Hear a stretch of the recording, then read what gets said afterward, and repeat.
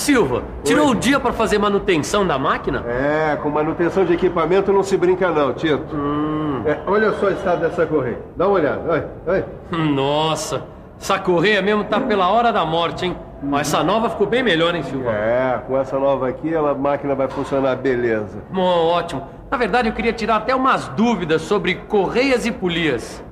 Bom, se você também quiser acompanhar os diversos usos dessas peças da mecânica, você está ligado no canal certo. Nessa teleaula você vai aprofundar seus conhecimentos sobre dois importantes elementos de transmissão: as polias e as correias. Bom, então preste atenção que a nossa teleaula está apenas começando.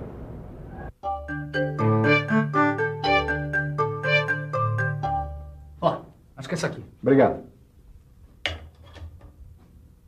Qual é o problema com a correia dessa máquina, hein? Não, nada muito sério. Eu estou só fazendo um ajuste para que ela funcione melhor. Aliás, você ficou de me explicar melhor alguns elementos de transmissão, tá lembrado? Então vamos começar logo pelas polias e correias. Polias e correias são elementos de máquinas que transmitem movimento. Então quer dizer que as correias transmitem movimentos de rotação e força? Isso mesmo. As correias transmitem movimento para as polias, que ficam distantes uma da outra. Dá uma olhada aqui. Polias, elas possuem uma face ou coroa onde se enrola a correia. Elas são presas a um cubo de roda através de disco ou braços. E pelo que a gente pode ver aqui, o perfil da coroa da polia varia em função da correia utilizada. As correias mais usadas são as planas e as trapezoidais. Essas aqui têm a sua seção em forma de trapézio. As polias para correias planas podem apresentar dois formatos na sua superfície em contato com a correia. Olha só, esta superfície pode ser plana ou levemente abaulada, quer dizer, curva. A polia com superfície abaulada é sempre movida ou conduzida. Ela é usada para evitar que a correia escape das polias quando em movimento. Silva, quais são os materiais que a gente utiliza para se fazer as correias planas? Bom, as correias planas podem ser feitas de couro de boi, de materiais fibrosos ou sintéticos à base de algodão, pelo de camelo, viscose, perlon, nylon, ou ainda um combinado, um misto de couro de boi e sintético. Certo. E as polias que recebem essas correias planas ou chatas?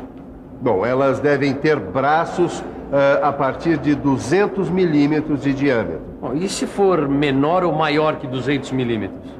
Abaixo desse valor, Tito, a coroa é ligada ao cubo por meio de um disco. Mas peraí, Silva, essa polia tem canal. Ela não é usada com correia V, a tal da trapezoidal? Tem toda a razão. A correia em V ou trapezoidal é inteiriça e fabricada com seção transversal em forma de trapézio.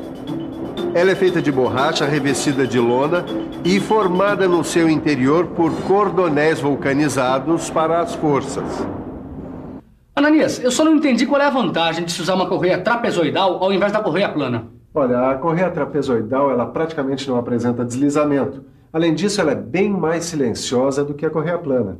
Aí, são dois bons motivos. Mas não são só esses. A correia trapezoidal, ela permite o uso de polias bem próximas. Ela não dá choque e não escapa, como a correia plana. Mas pelo tempo que você gastou para achar a correia certa para a polia, eu imagino que deve haver uma infinidade de tamanhos de correia. Quase todos os tamanhos, Caio. Realmente existem vários perfis padronizados de correias trapezoidais para máquinas industriais. Só que para as correias trapezoidais, as polias devem ter os canais dimensionados de acordo com o perfil padrão da correia utilizada. Para encontrar as dimensões dos canais das polias, basta a gente consultar a tabela apropriada, como esta aqui. Você sabe como se consulta essa tabela? Claro. Imagine que nós vamos executar uma polia como esta aqui do desenho. Se o diâmetro da polia é de 250 milímetros, então o perfil padrão da correia é o C, e o ângulo do canal é de 34 graus. Agora é só determinar as outras dimensões do canal. T mede 15 milímetros e 25 centésimos de milímetros. S, 25 milímetros e 5 décimos de milímetros. W, 22 milímetros e 5 décimos. Y, 4 milímetros. Z, 3 milímetros. H, 22 milímetros. K, 9 milímetros e 5 décimos. U, 1 milímetro e 5 décimos. E finalmente X mede 8 milímetros e 25 centésimos. Olha, Silva, com a ajuda dessa tabela, fica bem mais fácil encontrar as dimensões dos canais das polias que a gente necessita para cada caso. Ah, fica assim, Tito. E se você usar a polia certa numa determinada correia, aí sim fica garantida a função básica que é a transmissão. Você sabe, né, Tito? Na transmissão por polias e correias, a polia que transmite o movimento e força também é chamada de polia motora ou condutora. Ah, eu sei sim. Inclusive, a polia que recebe o movimento e a força é chamada de polia movida ou polia conduzida. Exatamente. Mas a maneira como a correia é colocada vai determinar o sentido de rotação da polia. Isso é tão fundamental na hora de colocar a correia na polia. Mas eu só tenho uma dúvida. Quanto ao sentido dessa rotação. Isso é fácil de entender. Chamamos de sentido direto de rotação quando a correia fica reta e as polias têm o mesmo sentido de rotação. Então quer dizer que nesta outra máquina encontramos o sentido de rotação inverso, com a correia cruzada e o sentido de rotação das polias sendo invertido. Bom, agora tem uma coisa. Tanto num caso quanto no outro, os eixos das polias estão em paralelo. Nesses casos, sim. Mas existem máquinas em que podemos observar perfeitamente o típico caso de transmissão de rotação entre eixos não paralelos. Ah, a transmissão é feita entre eixos perpendiculares entre si. Eu nunca pensei que isso fosse possível. E como faz para as correias ficarem esticadas? Para ajustar as correias nas polias mantendo a tensão correta, nós usamos o esticador de correia. Ele trabalha junto com as polias de diversas formas, dependendo da função e do tipo da correia. Não, e como é feita a representação dessas diferentes formas de polias? Bom, aí é melhor procurar a dupla que mais entende do traçado, Miguel e Ângela. Na verdade, não é difícil representar as diversas formas que as polias podem ter, dependendo da função e do tipo de correia que elas estarão ligadas. E se você duvida que é fácil fazer esta representação, acompanhe com a gente o desenho técnico de cada uma destas polias aqui. Este aqui é o desenho técnico desta polia de aro plano. Simples, não? Tão simples quanto representar essa polia de aro abaulado. Mas igualmente fácil é fazer o desenho técnico desta polia escalonada de aro plano.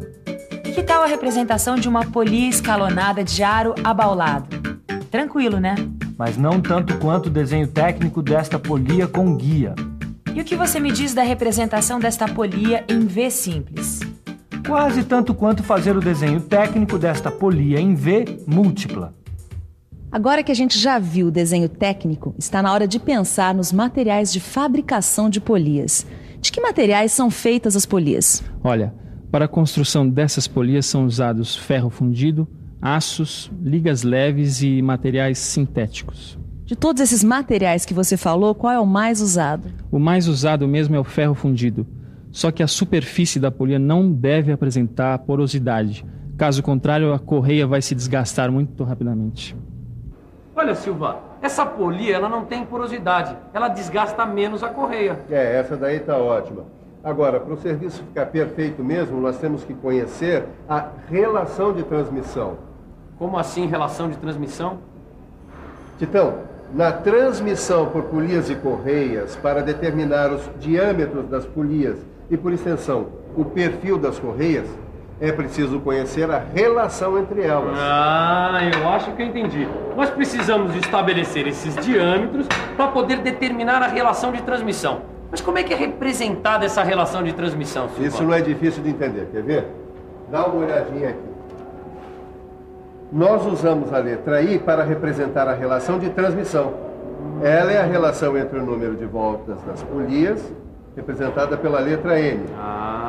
Numa unidade de tempo e os seus diâmetros, a velocidade tangencial V é a mesma para as duas polias e é calculada pela fórmula V igual π vezes diâmetro vezes N.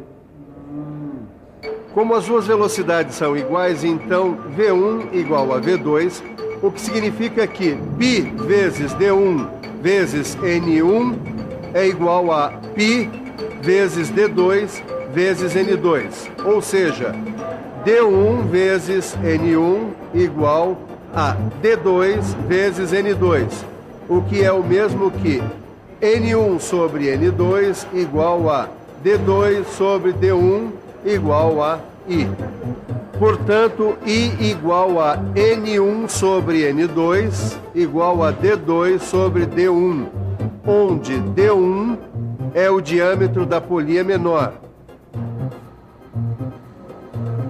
D2 é o diâmetro da polia maior.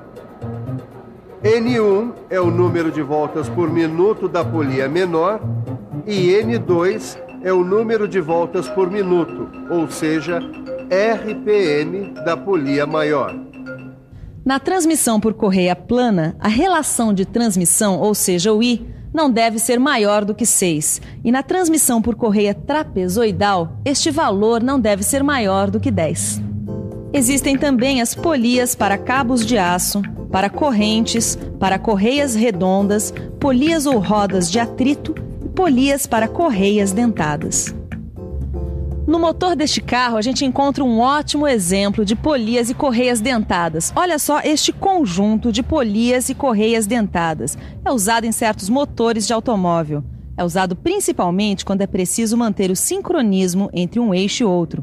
No caso, esta polia, que é movida pela outra, movimenta o eixo que comanda a abertura e o fechamento das válvulas, em sincronia com o movimento dos pistões e as explosões na câmara de combustão.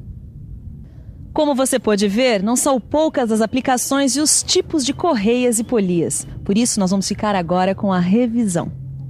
E atenção, se liga aí que é a hora da revisão.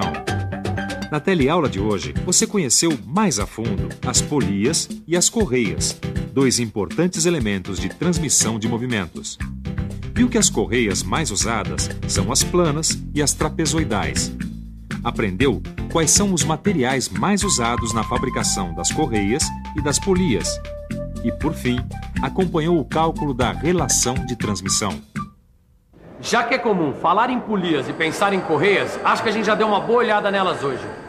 Mas o assunto correias não termina aqui. Ele é o tema da nossa próxima teleaula. Até lá. Até.